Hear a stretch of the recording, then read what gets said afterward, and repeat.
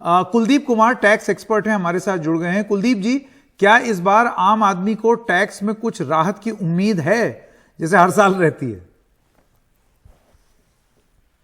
देखिए, इस बार के बजट से जो आम आदमी की उम्मीद है, उनको टैक्स राहत की उम्मीद है।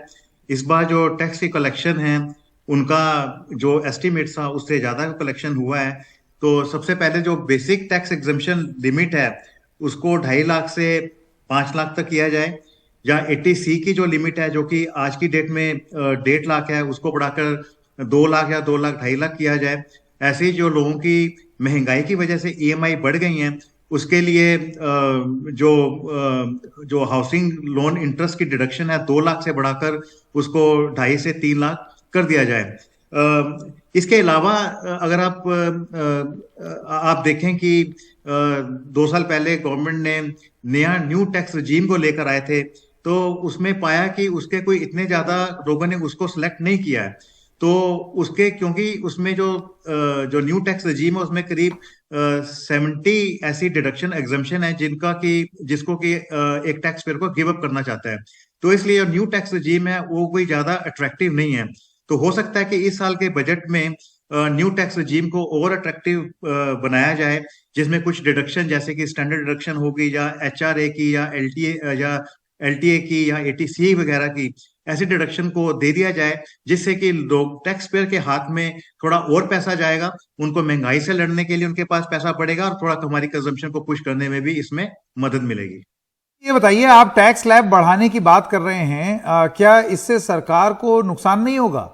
क्या इससे सरकार की वेलफेयर स्कीम पर असर नहीं होगा? क्योंकि अब ये हम सब जानते हैं ना, कहां से ये स्कीमें चलेंगी? टैक्स के दिए हुए पैसे से।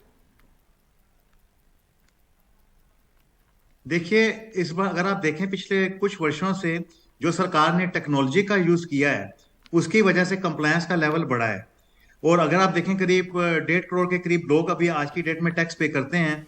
तो जो आप एक ही पॉकेट को कितनी बार उसको आप पेनिट्रेट करेंगे, तो उनको रिलीफ देना जरूरी है। आप हर बार उनसे टैक्स के लिए आप उनके लिए बढ़ा नहीं सकते।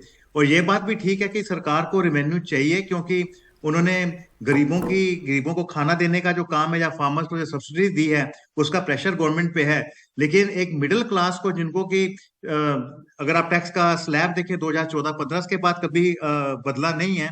तो और अगर आप उससे 2 साल पहले देखें, सरकार ने जो कि इवन प्रोविडेंट फंड में भी जो पैसा किसी का जमा हो रहा है, अगर एम्प्लॉयर का कंट्रीब्यूशन प्रोविडेंट फंड, NPS और सुपरनेशन फंड में 7.5 लाख से ज्यादा का एम्प्लॉयर अगर कंट्रीब्यूट करते हैं, उसको टैक्स के दायरे में ले आए।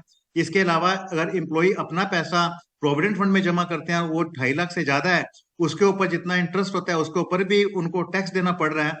तो मेरे ख्याल से सरकार ने पिछले कुछ वर्षों, और इसके अलावा जो कि 50 लाख से इनकम के ऊपर जो सरचार्ज लग गया, तो मेरे ख्याल से जो सैलरीड क्लास है, उनके ऊपर हर तरफ से जो टैक्स की मार बड़ी ज्यादा है। क्योंकि इस बार टैक्स की कलेक्शन बढ़ी है, तो सरकार के पास अब सारा इलेक्ट्रॉनिक टेक्नोलॉजी का यूज करने की वजह से टैक्स का दायरा बढ़ा है, टैक्स बेस बढ़ा है। तो मेरे ख्याल से उनको टैक्स देना, इस बार सरकार उनको खुश कर सकती है। और इसके अलावा मुझे ये भी, मैं एक बार और ऐड करना चाहूंगा कि क्योंकि अब सरकार के पास आपके गोल्ड के अलावा उनके पास सब कुछ है। जैसे आप देखते हैं कि आपको जो रिटर्न फॉर्म दिया जाता है, वो प्री फिल्ड फॉर्म में आ रहा है। उसमें चाहे आपकी इनकम है, डिविडेंड हम्म। इनकम है, इंटरेस्ट है, या हम्म। कैपिटल गेन की ट्रांजेक्शन है, उनका विवरण भी पहले से जी। उसमें उसको इंक्लूड कर दिया जी। जाता है। तो गोल्ड के अलावा उनके पास अब कुछ भी नहीं बचा, जो कि शायद सरकार को जी। अभी मालूम नहीं है।